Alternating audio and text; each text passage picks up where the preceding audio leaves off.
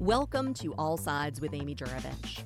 Former Chief Justices around the country are speaking out about judicial independence. They're part of the bipartisan alliance of former Chief Justices, and that includes Ohio's Maureen O'Connor. She served as Chief Justice from 2011 through 2022, the first woman to do so. And she's here today to talk about this initiative, the future of the judiciary, and will also reflect on her career of public service. Welcome to All Sides, Justice O'Connor. It's a pleasure to be here. Thank you.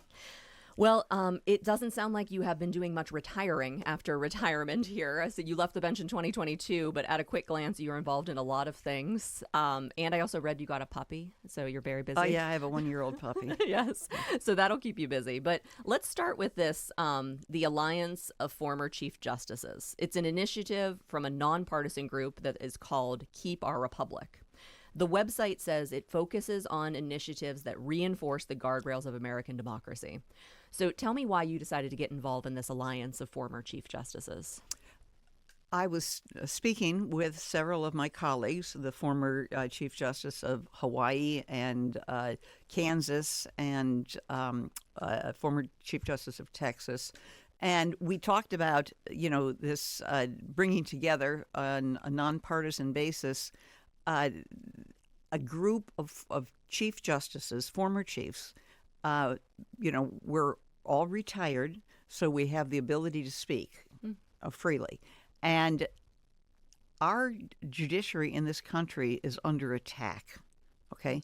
Individual judges, because of the opinions that they've rendered, and it's not just in the state courts, it's also in the federal courts. There is a group of retired federal judges who are in place, also working with Keep Our Republic, to respond to attacks on the federal judiciary. We're interested in attacks on state judges. And, there's usually judges are all painted with one brush, but the public, I think, mostly understands that we have a state system and we have a federal system. And I always like to say that the federal judiciary, our federal court system, handles about 4% of the cases that are filed in this country, and 96% are filed with the state courts. So that gives you a perspective on how important the judges are in the United States, in the individual states. We're all selected differently. Some are elected. I was elected statewide to be on the Supreme Court. I was elected statewide to be the Chief Justice. Others are appointed and retained, et cetera. So there's a variety of methods for judges to attain their position. But they pretty much all do the same thing. They hear cases if they're on the trial level, and then they render decisions, opinions. They conduct jury trials. Then you have your appellate level, which if you're dissatisfied at the trial level, you can always appeal to the district court judges. They render opinion, and usually it stops there. Okay, very rarely do people want to go to the Supreme Court of the state. And we have guidelines, all courts do, on what type of cases we take in. We don't take in cases that are not of great public import or constitutional issues or that sort of thing. So the opinions get rendered, and the decisions occur, and then people... It used to be just the parties attacked the judiciary, and threatened judges, people who had a stake at the case. But now there is a danger that is, being fomented against judges because of the rhetoric that's out there, not from the parties, not from opposing counsel. In these cases, but for people on high, elected officials. Our president is a perfect example. Started attacking the judiciary when he had the Trump University case. That judge was of Hispanic descent, and for that reason, he was denigrated by Trump. And that opened the door for all of this negativity that is directed towards the judiciary. Do you feel like people didn't speak out as directly before against judges, and President Trump kind of started it because that's how he speaks to everyone, basically? It was more than Trump well, yes, it was the leadership of Trump and him opening the path for this. But the basis for his criticism of judges is he makes it on a personal level. He attacks them, because of as humans instead of for their ruling. Yeah, precisely. And then he says such derogatory things, and then people who don't know any better or that like that sort of stuff, they pick up the gauntlet, and judges are the worst for it. I mean, we have judges who have been attacked, been shot, have to increase security, can't go places because of the threats, have to be looking over their shoulder. And these, again, are not parties to the case for the most part. They're people that are philosophically doing this. In an open letter from your alliance that you belong to that they issued in December, it evokes comments from founding father, America's fourth president, James Madison. And it says, accumulating the immense powers of the government in the same hands may justly be pronounced as the very definition of tyranny. So I wanted you to talk about that, about the way that this was set up. It's supposed to be three branches of government, but it seems like it's not. They're blending together more and more nowadays. Well, they shouldn't be, if that is the perception. We're talking on the federal level right now. We have obviously the executive branch, the legislative branch, and the judicial branch. The legislative branch, our Congress, is pretty much inert. That's just my personal opinion. It is the opinion of anybody who is paying attention to what the Congress is not doing. And in fact, there was just something I read the other day that the Supreme Court just did the job of Congress with that opinion that they issued about the tariffs. Yes, which is something Congress should have intervened early on and said, hold it, tariffs are our lane. But anyway, all this power is being concentrated in the executive branch. It is the antithesis of what our founding fathers believed in and thought they were setting up. However, they did recognize that could be a threat, that at some point there might be a person who would occupy the White House. Well, it wasn't the White House then, but be president and try to amass this power. And there have been presidents before that have tried to, as I said, step out of their lane and accumulate. For example, President Franklin Roosevelt wanted to pack the court, the Supreme Court. He didn't like the decisions. They were setting aside his decisions of, that were public works, et cetera, et cetera. And he said, well, we'll just put more justices on of my choosing. It didn't work. Right. He wasn't allowed to do it. But that notion has, there's a life to it. This is All Sides on 89.7 NPR News. We're talking with former Chief Justice of the Ohio Supreme Court, Maureen O'Connor. She's a part of the Alliance of Former Chief Justices advocating for judicial independence. I wanted to pivot to talk about elections a little bit. President Trump raised not just concerns, but alarm bells with his comments in early February about nationalizing elections.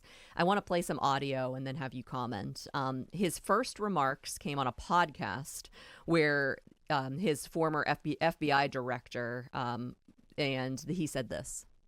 The Republicans should say, we want to take over. We should take over the voting in at least 15 places. The Republicans ought to nationalize the voting. And then on February 3rd, reporters at the White House asked him to elaborate, clarify what he meant. And then he said this. I want to see elections be honest, and if a state can't run an election, I think the people behind me should do something about it. Because, if you think about it, a state is an agent for the federal government in elections. I don't know why the federal government doesn't do them anyway. So what comes to mind when you hear these comments about the state is an agent of the federal government, there should be federal elections? The one phrase that he said, I don't know why they don't do it, okay? He doesn't understand government. And that is at the heart of what's happening on the federal level. There's someone in office who, number one, is not there to be a public servant. We have so many people that are in elected positions that do not have the heart of a public servant. And I feel very, very strongly about that, having been a public servant, for decades. Mm-hmm. I know what it takes. I know what your view has to be. I know what your goals have to be. And they're lacking. And that is, I think, at the basis of why we hear things like we're going to federalize the state elections and the states are agents of the federal government. The states control, by design, the elections in their states. It preserves the independence of elections and the election process. We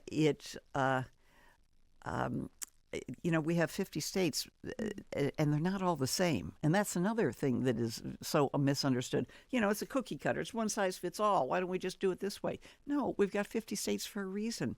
And they do things differently. They all hold elections. I think the basis for the president's comments here is he believes that he won the election in 2020.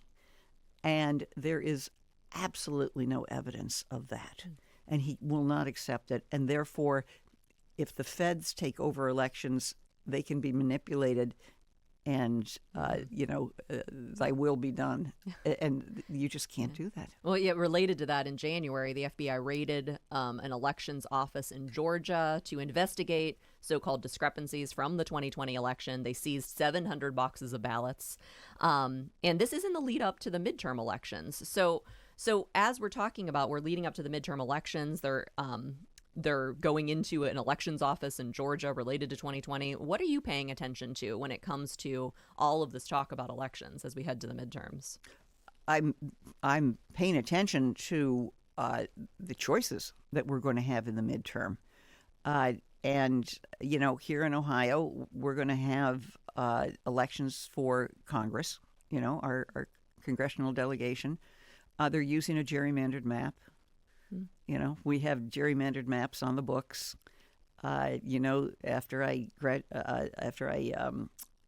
retired, December 31st, 2022, I told everybody I was going to take 4 months off and do absolutely nothing. I was going to do... Did you do that? Well, I wanted to see... The Italians have a phrase, it's il dolce far niente. It's the sweetness of doing nothing. And I wanted to find out what that felt like. Okay. My first redistricting meeting was the first week in January of 2023. Yeah, right. And so I have no idea what it's like to... do nothing. The sweetness of doing nothing. So, yeah, I am very much concerned about the fact of gerrymandering and what has happened in the last year with regards to this country and gerrymandering, and what was done in Ohio with this latest congressional map. And by the way, these are my opinions. We started talking about the alliance of former chief justices, and that's one bucket that I'm, have working and paying attention to. But, I have a lot of other roles that I play and or take on. And what I'm talking about now is, my observations. And I think that we have to be on guard as to what's going to transpire this November. And the attempt to suppress the vote, which I think is going to be there. Elections officials here in Ohio, and other states, of course, but especially here in Ohio, they always maintain that we have safe and secure elections. How is Ohio's election system designed to protect voters, prevent political interference? I mean, do you feel like Ohio does do a good job with its elections? I think Ohio does do a good job at the poll places. People get in, they vote, et cetera. It's they have it down to a science on how that happens. Of course, people have to produce identification. That's only fair. We've all voted. You know how easy it is to walk in there and vote. Now, at one point, I stood in line for 2 hours to vote. That was an election, presidential election years ago. But my point is that it's a system, and it's a system that works. And the misdirection to non-citizens voting is just that. It's a misdirection. It's an attempt to distract people and make them lose faith in our election. And when that is what the interference is going to be, to denigrate the election process, to call into question the validity of the elections, and then to deter people from actually going to the polling place and voting. And that is a very diabolical attempt to suppress the vote. This is All Sides on 89.7 NPR News. We are talking with former Chief Justice of the Ohio Supreme Court, Maureen O'Connor, about work she's been doing since she retired from the court. She's anything but retired. And we'll talk about some of the other groups that she's working with when All Sides continues on 89.7 NPR News. You're listening to All Sides. I'm your host, Amy Juravich. We're talking this hour with Maureen O'Connor, former Chief Justice of the Ohio Supreme Court. She was the first woman to serve in that role from 2011 through 2022. She left the court due to mandatory age limits, and she's now a part of the Alliance of Former Chief Justices, advocating for judicial independence. Thank you again for being with us today, Justice O'Connor. My pleasure. An open letter issued by the Alliance emphasizes the distinction between judges who answer the rule of law and elected officials who serve in a specific district or an area. So judges are elected officials for the most part. Sometimes they're appointed. But why is it important to make that distinction, that judges answer the rule of law and that's different than an elected official? Well, I think we all have to pay attention to the rule of law. Okay, elected officials, citizens. The rule of law is for everybody. It governs those that govern and those that are governed. So the rule of law is paramount. All right, and people say, "Well, what is the rule of law?" And the rule of law is just a combination of things. It is it's our institutions, it's our heritage, it's our culture, it's the way we the courts have operated, it's precedent, it's the law itself. And that takes, the concept is that you're faithful to the rule of law. You're not faithful to an individual or to a cause or if it conflicts with the rule of law. And the rule of law is meant to apply to everybody, so there's equality under the law. Due process applies to everybody. Due process is an institution. When you go to court, you're not rushed from, here's your appearance and now you're going to be sentenced. No, there's got to be something that happens in between, doesn't there? Or you go to court, here you are, and by the way, your child just got taken away from you. What do you mean? There wasn't, okay, that's not the rule of law and that's not due process. So the rule of law ensures that there is an institution and that things like due process takes place and your rights are protected. And they do whole courses in law school about the rule of law, and I'm just kind of cramming it in right now. But let's talk about the selection of judges. Okay, and what people. Well, first of all, I'm not sure that everybody appreciates the role of a judge. People think, and this is because judges are elected, that they're political actors. That and in our state, we have the political designation for both the Supreme Court candidates and for the appellate court candidates, which I think is a terrible, terrible practice because it makes people, it reinforces, that person is a Democrat. Oh, that person is a Republican. What does that tell me? It's a relatively new practice. It is. The change on Ohio's ballot, the rule went into effect in 2021, meaning party affiliation for some judicial races, including the Supreme Court. So there's a D for a Democrat next to the name and R for a Republican. Right. So does that mean that anytime you ran, you never had that D or R? Yeah, I never. Right. We're nonpartisan. That's what you're supposed to be. See, judges are supposed to be nonpartisan.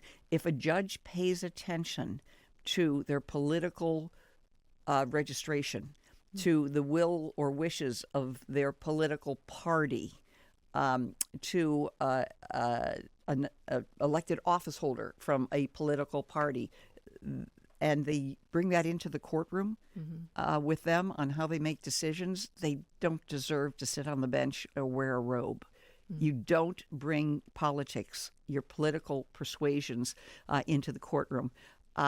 You know, but people, because we have elections, and now because the legislature put those requirements, that the political designation, that reinforces in people's minds, oh, they are politicians in robes. And I've heard that, many times, and that's just not the case. You would be violating judicial ethics if you let your politics interfere on how you do your job as a judge. So, a judge is the most important thing is for a judge to be independent. And I don't mean, and we talk about judicial independence, and I don't want to, independence sometimes has the wrong connotation that, oh, they're sitting up there and they're independent and they can do whatever they want. That's what it means to be independent. Not at all. You're independent of the pressures that I just talked about, the influences I just talked about.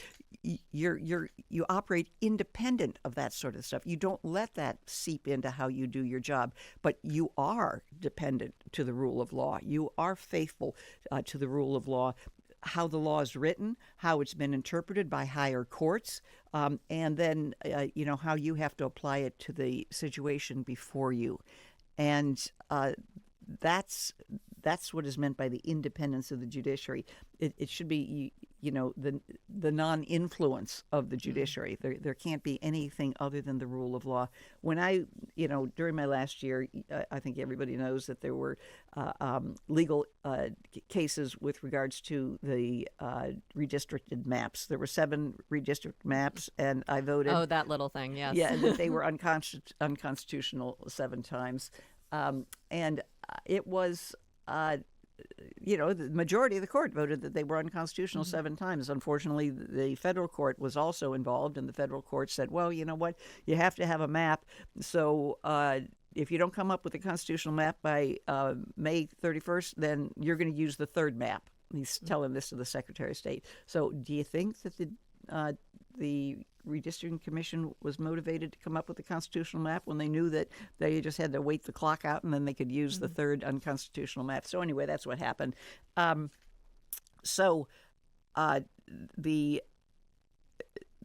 of the mail that I got, as a result of that, I saved it. It wasn't an overwhelming amount, but it was things like, you're a Republican. I voted for you because you're a Republican, and you're not voting like a Republican. I'm so disappointed. And why are you not voting? This was the tenor of the letters. And I said to myself, these people do not understand the role of a judge. Certainly not the role of the Supreme Court. That you're a puppet of a party? No. You withstood a lot of criticism within your own party after making those decisions related to redistricting. In April of 2022, Secretary of State Frank LaRose did not back down from impeachment comments regarding you when asked about it. Here's what he said to the Ohio Capitol Journal. Someone asked me the question, and I answered it honestly. I have concerns that the court has delved very deeply into politics and is starting to do things that are really not in the Constitution, like ordering us to have hired an out-of-state independent map maker and some of these other things. Again, that's up to the legislature to decide. All I said was that I would be fine with it. So what did you make of all of those impeachment comments, having all of the members of the Republican Party mad at you for voting against these maps time and time again? What do you think of, how do you reflect back on that time? Well, I didn't lose any sleep. They did things like take my picture down from party headquarters. Well, I was going to get to that. And then so I think one local party turned my picture to the wall. It's all political drama. It didn't, I don't know what their intent was. Did they think I was going to be emotionally wounded by it? Absolutely not. And see, I know that there were articles of impeachment drafted, over in the legislature. What that tells me is that even our lawmakers don't understand our Constitution. Did they read it? There's no basis for impeaching someone, based on their opinion, a judge, certainly not the Chief Justice. And I responded, well, I had 3 other people that voted the same way. Are you going to impeach them too? No, it was all directed at me, and it was all directed at me by, these highly partisan Republican showboats. This is All Sides on 89.7 NPR News. We're talking with former Chief Justice of the Ohio Supreme Court, Maureen O'Connor. I wanted to mention that we did reach out to the current Chief Justice, Sharon Kennedy, to invite her to be on the show at some point for her own one-on-one interview. Her office wrote back saying, "Thank you for the invitation and interest in the Supreme Court of Ohio. We are not able to accommodate an interview at this time, but appreciate the opportunity." And I just wanted to ask your opinion on that. Is it difficult for judges to give interviews? I mean, you said you're speaking here, you're not in office. You're speaking for you, right?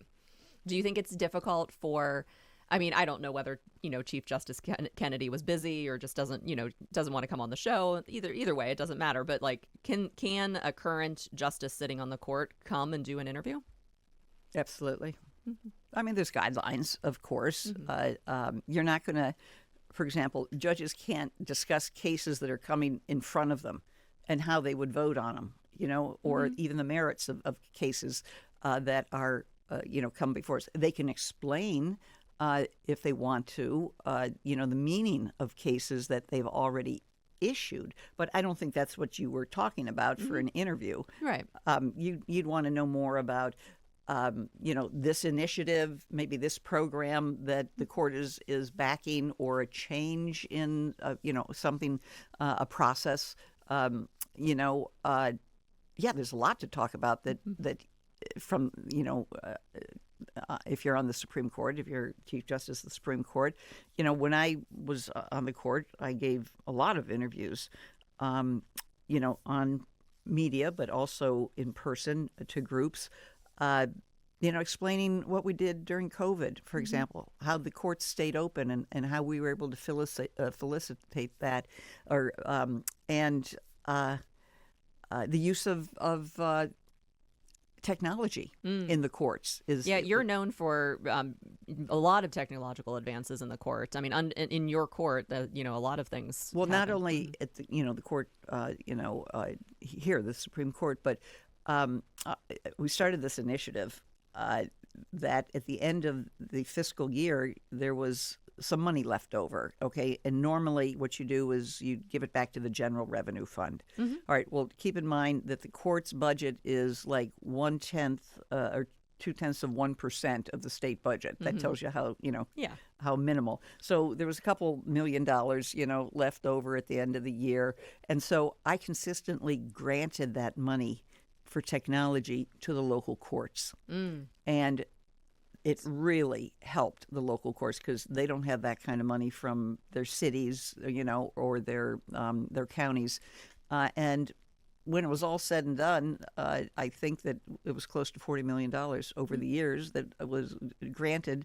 I did not decide who got them. I had a panel of folks do the screening and looked at the projects they wanted. They were all, meritorious, and they received the money, and they were able to up their game, And then when COVID came around, they had the technology. So many of the courts had the technology that they could needed. Do a Zoom. Yes, they could do a Zoom hearing and that kind of thing. Yes, rather than having to buy all the laptops and the routers from scratch. Yeah, right.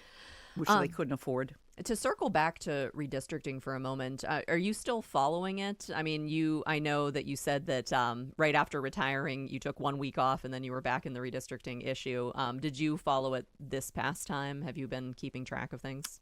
Yes, I have. And so have other people. And what do you think of the latest map? The Ohio Redistricting Commission is made up of 7 elected officials. They unanimously passed a congressional map last October. It increased the Republican advantage 12 of the 15 districts. That's up from 10. Democrats on the commission voted to adopt the map, saying, quote, they were in an impossible situation. This was the best map that they were going to get. So what did you think of that process? Unfortunately, that attitude of, well, this is the best map we're going to get, so I'm going to vote for it, I don't agree with that. They could have made their statement that this is unconstitutional, and the map would have passed anyway, but you'd be on record as being consistent. But that's water, under the bridge at this point. I know there is an initiative. There's a lot of people that are talking about what are we going to do in 2027. It depends on what happens in 2026. Okay, and I think there's a lot of interest in the 26 election here in Ohio. I mean, it's going to be an election for a governor and all the statewide office holders, and legislature and Congress, and it's an election that everybody needs to pay attention to. When you think of gerrymandering, what do you think of the connection between gerrymandering and voter turnout? I mean, what do you think happens to a voter whenever they hear about these maps and the lines and who's representing them has changed 3 times in the past 6 years? Well, we don't have great voter turnout, do we, in this state? And midterm elections are dismal. And there's a drop-off for elections for judges, which is, another problem. But think about it. The vast majority of Ohioans are independents, okay? They're not registered Democrat or registered Republican. And those people have no representation in deciding who they can vote for in the general election because they don't participate in the primaries. So they feel, distanced, that they're irrelevant. And I've heard that so often from people about our election system. My response to it is, well, that's the system we have right now, and you need to vote and vote for people that will change the system to make it so that, the voice of the independents in the state are meaningful and considered. But I understand the thought process that it doesn't matter who I vote for, and they look at the politicians and they say, mistakenly, they're all the same. And they just don't see anything done that's going to benefit them. In fact, in our current climate, they see that in Washington, and they see that certainly here in Ohio. You mentioned that people, there's a drop off in voting, so they'll vote for certain races, and then when they get to the judges' races, they just skip it, don't even vote at all.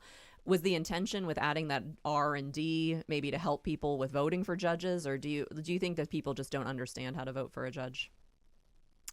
Well, they can get information about the candidate. We had a program at the court that was judicialvotescount.org, and it was a website, and you could go to your county and you could see who was running for judge, and you could read their answers to their questions, and then they would supplement those answers with whatever's happening along the way, if they got this endorsement or that sort of thing. So you could stay abreast of it. It moved from the Supreme Court over to the Bar Association to run, and there were dollars from the legislature to support this program. And now I understand they're taking a break from judicialvotescount.org. So I don't think that that's available for judicial education about judges right now. I think that's a disservice. I really do, because people used it, and I know that. People have told me what a great thing it was for them, and it was.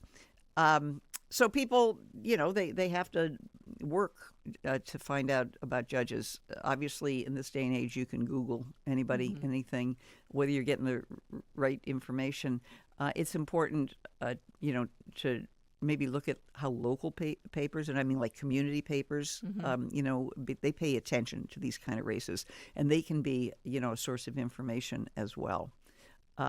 So, I invite people to just go to a judicial presentations about, the candidates. Go to a candidates night. Ask questions. Be proactive. You'll find it's interesting, and everybody should do it. And before we take a break, I wanted to get your opinion on the current race. There is one Democrat in a statewide office, Jennifer Brunner. She's Supreme Court Justice. She's up for election. And there is a whole slew of Republicans. The primary has, I can't remember now if it's 5 or 6 running against each other. So that primary is a competitive primary.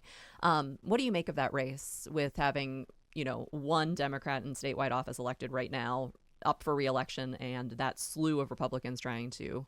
Well, the Republican, slew will reduce to one candidate, and that one candidate then will be, have the party and the, the powers that be coalesce and promote whoever that is.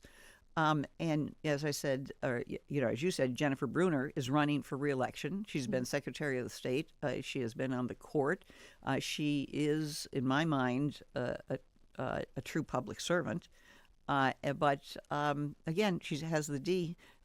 And yes, it was intentional by the legislature. In 2020, there was some losses in the judiciary, and certain members of the legislature were horrified that their candidate lost in areas they shouldn't have lost. Well, they did that in their minds because those people didn't realize that they were Republicans. So how are we going to fix that? We're going to put the designation so people will know who the Republicans are, and this won't happen again. And quite frankly, it's been successful. I think it's, I commented on it earlier. I think it's so wrong to try and pin party labels on judges. I don't even like it when an article is written and they refer to me, for example, as the Republican Chief Justice. That's laziness on the part of the media to do that kind of a shorthand because it means absolutely nothing. Or in the federal court or federal system, they'll say what a president appointed that federal judge. Again, the same shorthand they're trying to, use, and that's laziness, and I think it does a disservice to the public. Have you, since being out of office, have you endorsed in any races? I mean, or would you endorse someone in this Supreme Court race that I just mentioned? I'm not involved in that. I've got so many organizations or efforts, initiatives that I'm involved with to help educate the people about the judiciary, educate people about our democracy. Our attention to civics in our schools is dismal, and that is part of the reason why people feel lost when it comes to exercising their right to vote, their right to protect, their citizens' rights. There's a national, the Task Force for American Democracy. I'm involved in that. Ohioans for the Rule of Law. That's another effort that just, started.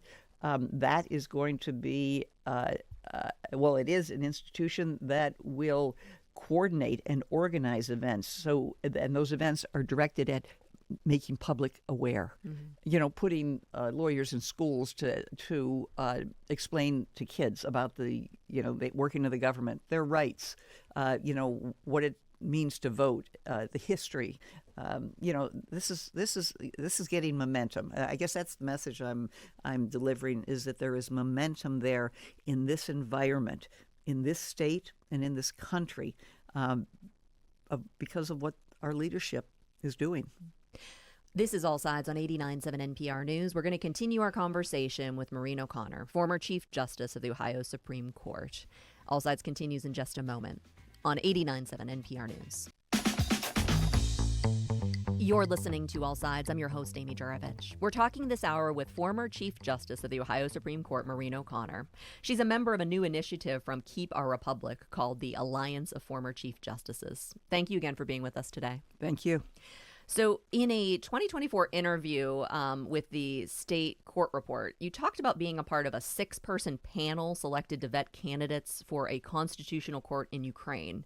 So you traveled to that country several times that year. Can you tell us about your involvement with that work and how did you get involved there and wanting to work with this war-torn country?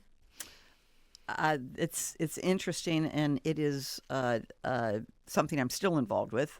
I made a 6-year commitment in November of 2023, and I've been to Ukraine, I don't know how many times. I can't remember whether it's 8 or 9, since then.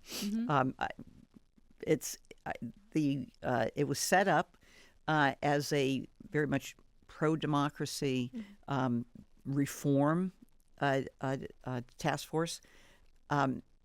The Constitutional Court of Ukraine is, as you'd imagine, is the most important court there, but it was the least respected because of corruption.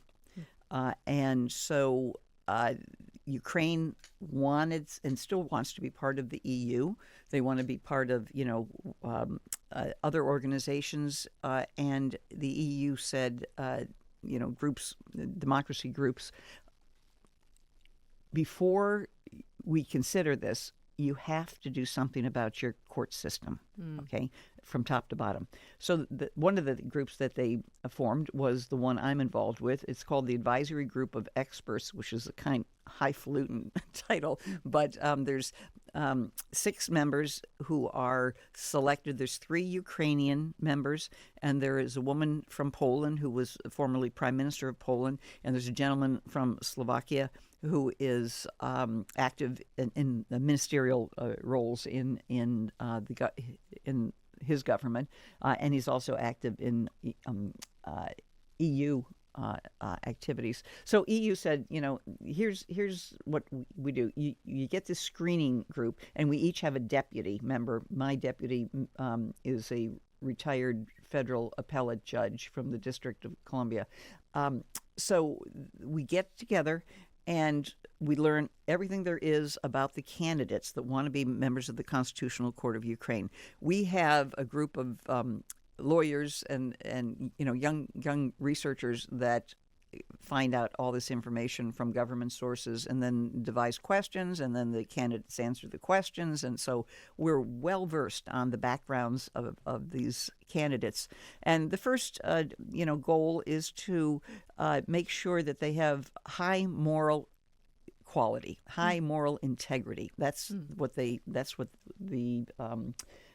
vetting process is.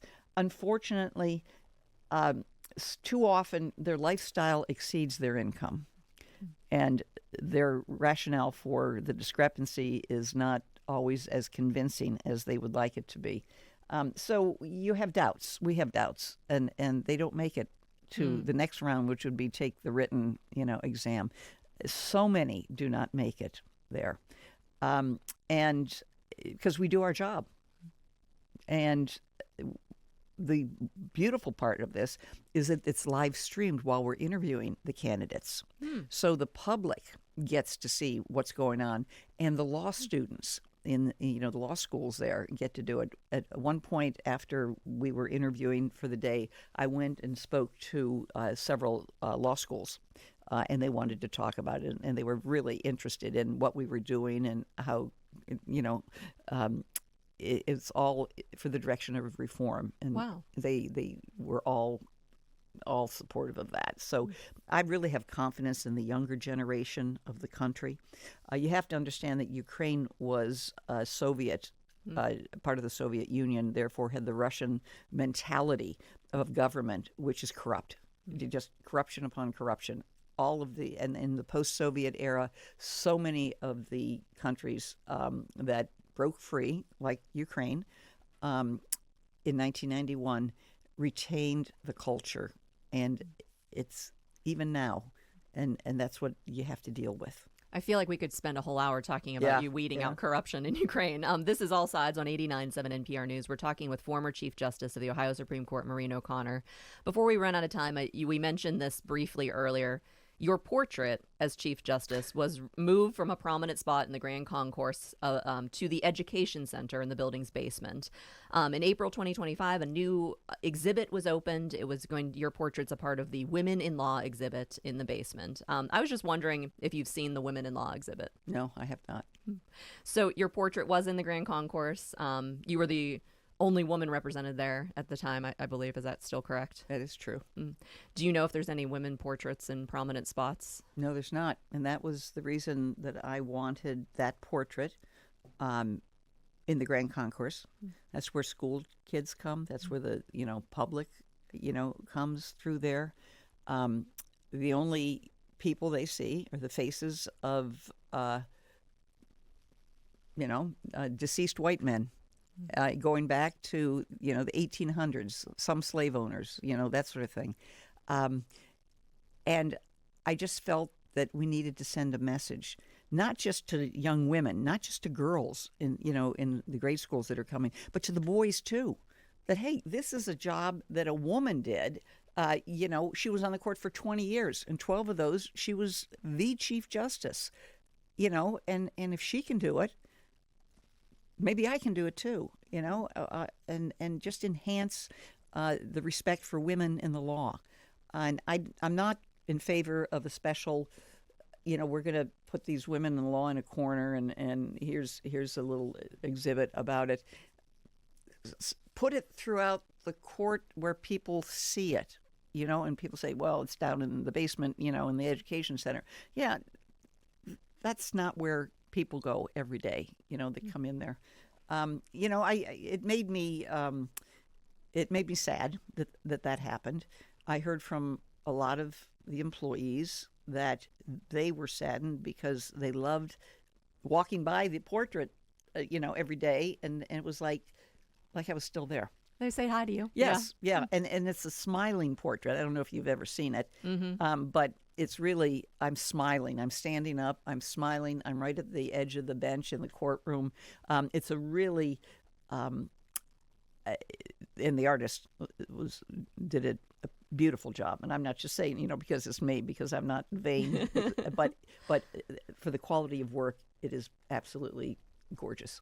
Well, and you accomplished a lot of firsts. Before you were on the Ohio Supreme Court, you were the first woman to serve as lieutenant governor. No, I was second. Second woman. Second. I'm sorry. Okay, yeah. Okay. Second woman to serve as lieutenant governor. Nancy Hollister was George Vornovich's lieutenant governor, and then when he left to go to the Senate, there was a gap, and she became the interim governor. Oh, right. Yes, for that 11 days. Yeah. Yes. Okay. Yes, we'll give Nancy Hollister her due. I don't want to take anything away from Nancy. We're not taking anything away from Nancy. But in the 2 minutes we have left, we have a woman running for governor right now, Dr. Amy Acton. So if elected, she would be the first woman governor in that position. So party affiliation aside, what do you think of the prospects of a female governor in Ohio? I think they're good. I really do. I think that people need. This is a election for governor where the candidates could not be more different than one another, which is unusual. Usually, we've got two white men that are running, and they're tell me the difference, okay? But here you have a contrast. I know Amy. I've worked with her, and as she says, she's a public servant her whole life. She's a doctor her whole life. That's what she's dedicated her life to, public service. And I think people respect that. I think people respect that in a candidate. What have you done? Not what have you done for me lately. It's what have you done in your career, and what will you do? And that's what people have to ask that of any candidate for any position, and get engaged with the whole process. I would hope your listeners would just appreciate that and really get involved in, especially in our gubernatorial. Well, I want to thank you so much for your time today. I feel like we could have spent 2 hours, 3 hours talking about all of the things you're involved in. I know you're very busy. I'll come back. So come back and tell me more about the Ohio Rule of Law Part 2. I want to know more about that. So we've been talking with former Chief Justice of the Ohio Supreme Court, Maureen O'Connor. Thank you so much for your time today. My pleasure. And this is All Sides on 89.7 NPR News. I'm Amy Juravich.